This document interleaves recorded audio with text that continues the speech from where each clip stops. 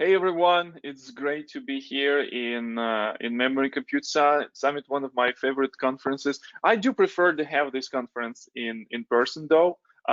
We did this last year in London. I really enjoyed it, and I couldn't do San Francisco last year because I was in paternity leave. But super excited to get back, and in memory technologies always was my thing. I loved it like very much. I was working in the field for a while. I've been in with Hazelcast for a couple years, and now I'm with Confluent. And there's some of the cool tech that I love about in memory, and I still love the community and participate in any possible conversation. So today I'm going to be talking a little bit about past, present, and the future on, I can say, one of the key open source project of our generation. Yeah, I'm trying to be a little bit humble about this, but hey, we know that like Kafka is pretty much everywhere.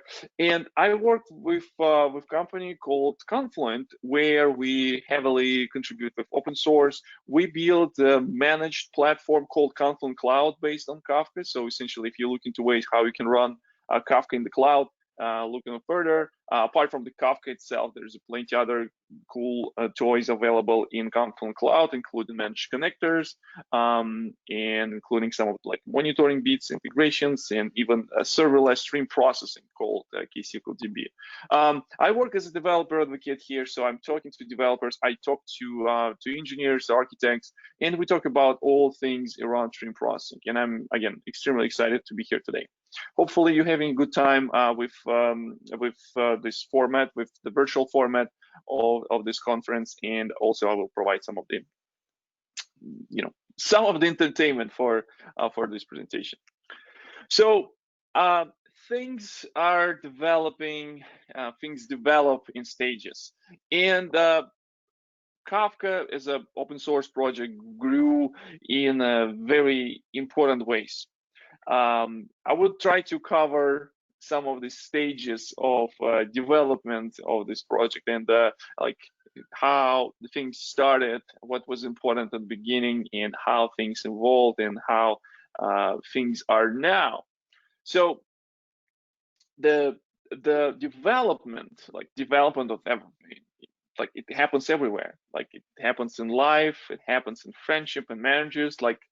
Like last year, I remember it was like my 10 years anniversary, and we get back to the place where we get married with my wife. We get back to Prague in Czech Republic, but this time we get back there not alone. We get back there with our son, and by that time, my second son was also in a project. He also was with us, but he was not physically with us, but like he was inside my wife. So the thing is, like, development is everywhere.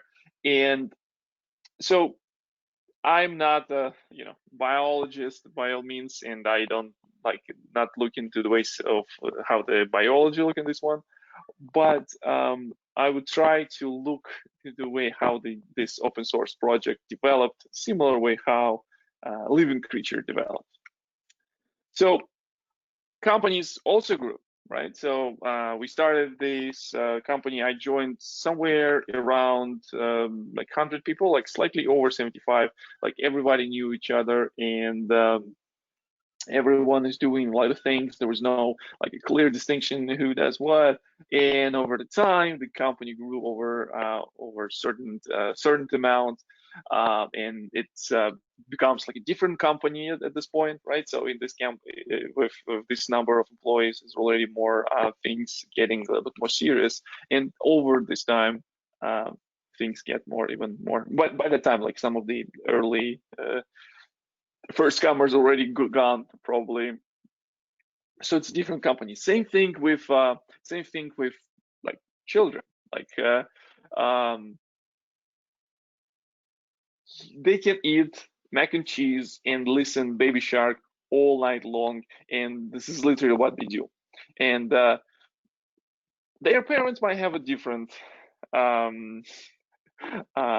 the preferences for the dietary preferences and musical preferences. So over the time, those things are developed. And like when a couple of years ago, when they were like kids, things with mac and cheese and baby shark was okay. Probably it's not okay to eat like all mac and cheese all day long. So that's why we developed like maybe different the habits for eating. Same thing with Kafka. Like think what Kafka was when it was really new, when it was just like announced, how it was, how long people start using, like why, like where it came from, like what's the assumption about the systems, assumption about the data, about the architecture of the systems came in the minds of creators when it was created on the very beginning. So let's talk about development of use cases, like how Kafka was came about and what kind of use cases brought the creators of Kafka to use this, like to create this platform, and like intentionally or unintentionally, so this kind of stuff. So the very first use case how the Kafka came about is really big pipe. If you ever read the book from Jay Krebs called I Heart Logs, where he was actually talking about some of the theoretical bases for a Kafka when he talk about log-based data structure, he also talked about the first use case. First common use case was like how we can get stuff faster to Hadoop rather than just uploading files, how we can get stuff into Hadoop.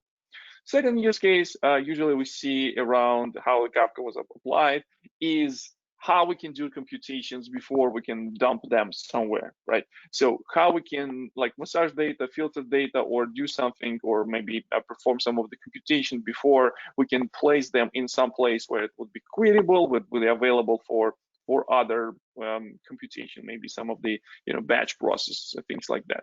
So it is slightly different. Maybe even tools might be used, like similar tools would be used, for example, like for fast MapReduce and for like using Hadoop in the first place, and now here using tools like a Spark and maybe some other tools to do like things faster.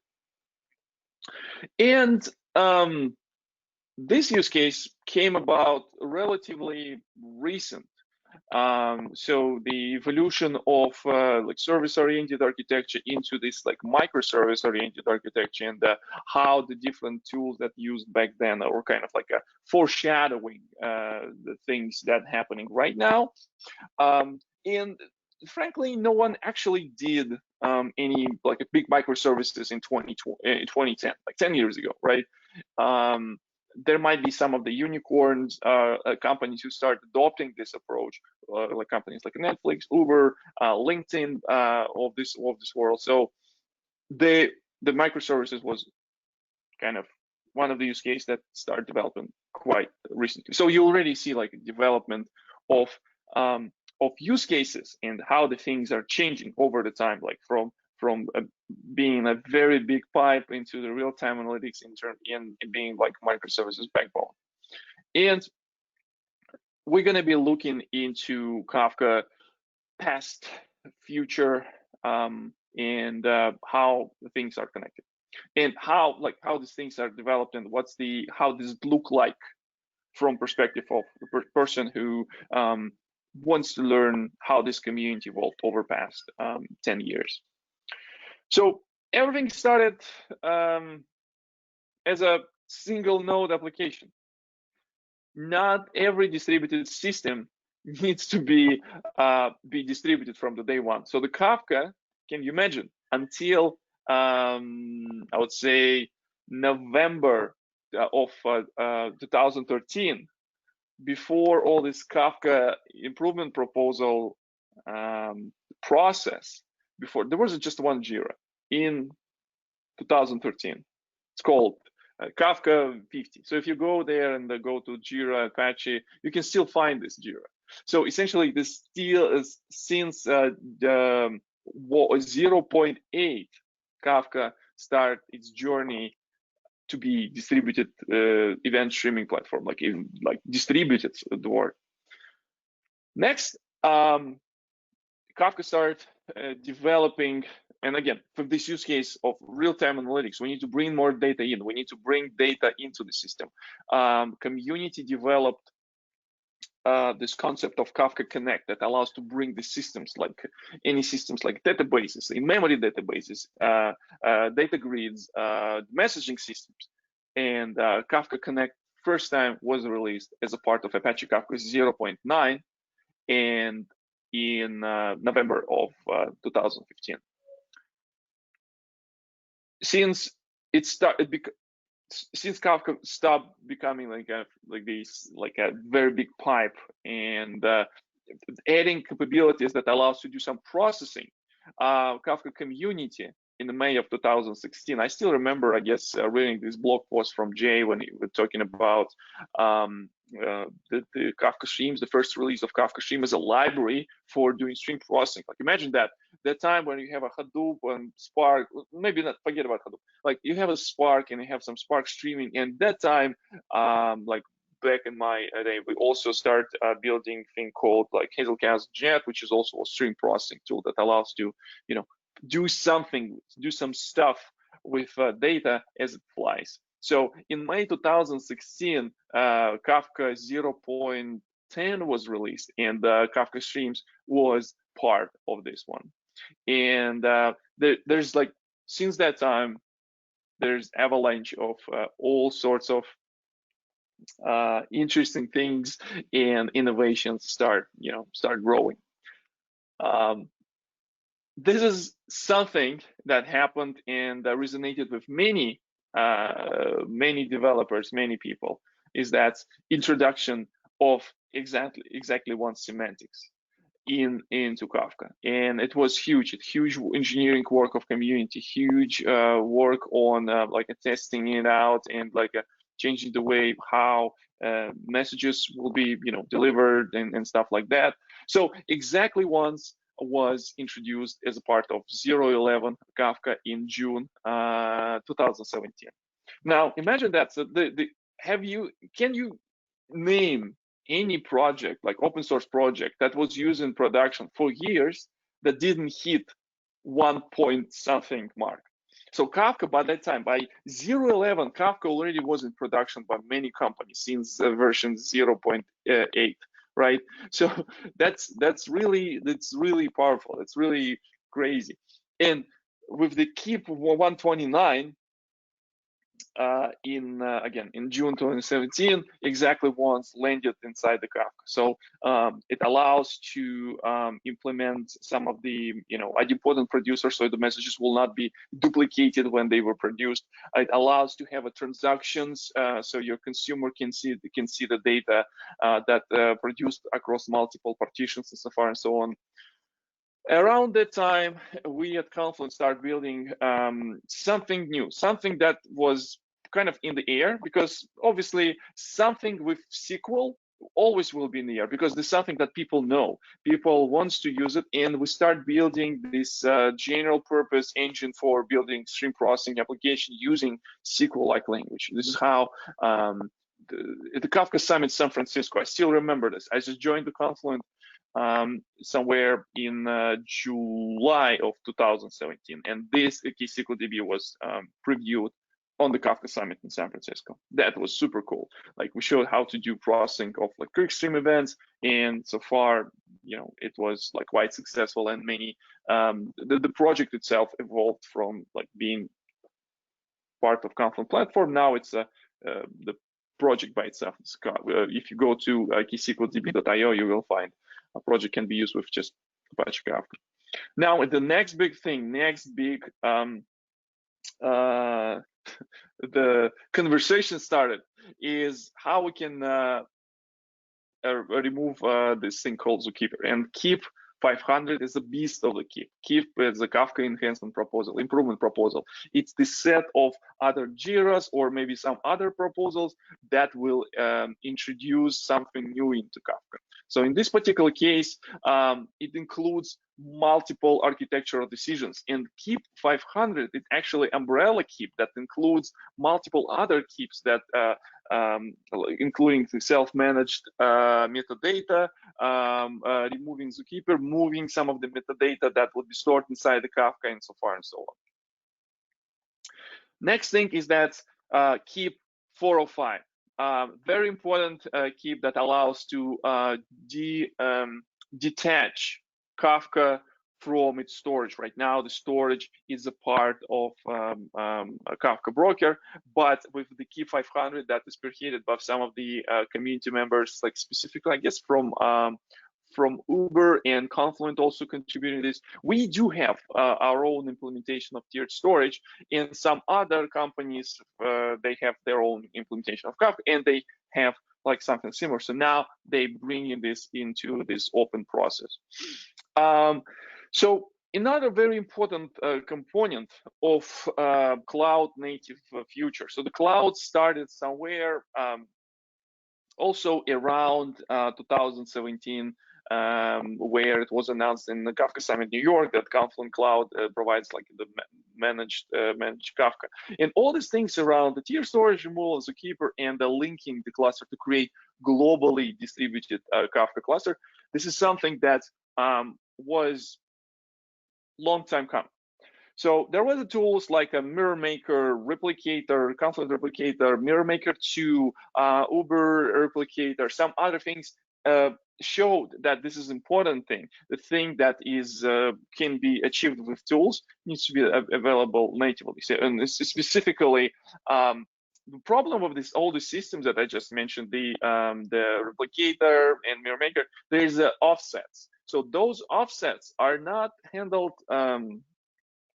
natively, and distribution of offsets is not handled, or translation of offset is not handled natively. So the cluster linking allows to establish like a truly distributed and truly cloud native communication without bringing some other tools. So this is why the cluster linking right now available in Confluent Cloud that allows easy migration between say on-prem into cloud and then vice versa, or between different environments inside the cluster. So one of the things that I'm building this right now is just allow to developers to seamlessly migrate between different environments. If you have some production data, you want to like quickly spin up environment where you might have a production like data, so you can work on the fix or define some of the bugs, and after that you can roll out safely this fix to your production. And with the cluster linking, you can have like linked topics, like easy land into this.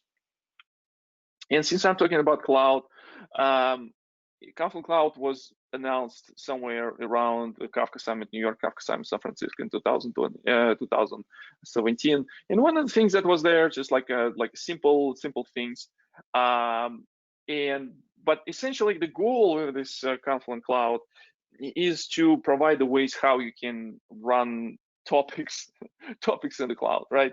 Don't think about infrastructure. Don't think about how this stuff will be handled, how the load will be handled, how the growth of your data will be handled. So all this stuff needs to be handled by Confluent Cloud. And apart from being not only like topics in the cloud, we wanted to provide the ability how you can see what is going on there, some powerful visualization tool that allows you can tell like if something is going on there and so far and so on, data flow that shows where the data coming in and out and all this kind of stuff. So this is a very good, powerful tool. Also influence the way how we can providing the tools on-prem and things like that. So it's a quite powerful data flow tool that many customers are using these days. So the point is here is that architectures that the application that we build, they also need to grow, and they need to grow together with the software. So we talked about this before, right? So the really big pipe was really a toddler Kafka, right? Everything just started and started good. Real-time analytics use case grown into something like stream processing. You doing processing in data as it arrive, and today it is kind of no-brainer. With Kafka streams, with SQL this is something where use cases help to drive the technology. And with the microservice architectures, right now, microservices become a kind of our language of to talking about things, right? The events become a language of how the things would be handled, like all this sort of like microservices, and microservices talking about token events. Apart from in order to drive future and in order to drive the cloud future of this tech, earlier this year, like before like everything started, like all this pandemic started, we introduced the project Metamorphosis, and we shared some of the vision of the future event streaming platform that needs to be infinite, that allows you not to think about storage, and the storage would be cloud native as well. So like if you want to grow your cluster, you don't need to think about like if you will run over space. So in cloud there is a infinite Kafka that can grow like as your business grows. Elastic allows you to grow computational capabilities as your demand grows.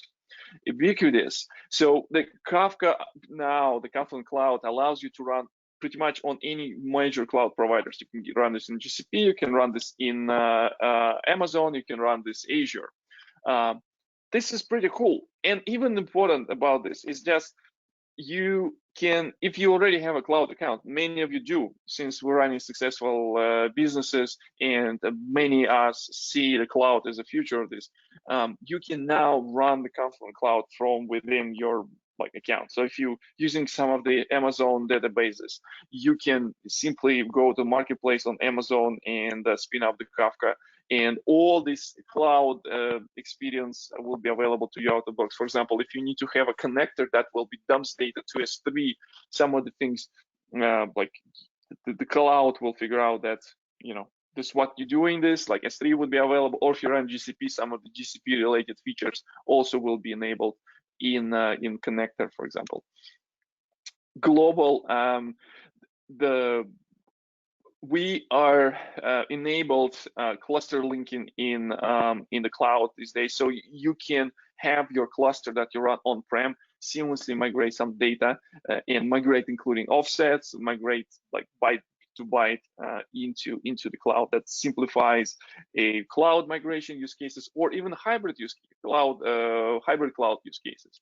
So is it cloud native? What does it even mean, like cloud native? So normally I think about this like how we can grow elastically, how we can only pay, especially for the cloud. Cloud is important. It makes engineers to think not only about the throughput, gigabytes per second, and all this kind of things, but also think about cost. That like how you would pay only things what you use instead of just like paying for the VMs. VMs not really cloud native, right? Because just like they will be running there, you're not using them, but you still need to pay. So this is why like elasticity and cost models that allows you to scale use case and like see how you grow and project how you will spend and make some money in the cloud. But everything didn't start this way, right? So the Kafka started as a big pipe, and like everything started with the blipping, the blinking lights. Now these lights are blinking in the cloud in somewhere, and this is where your toddler Kafka lived.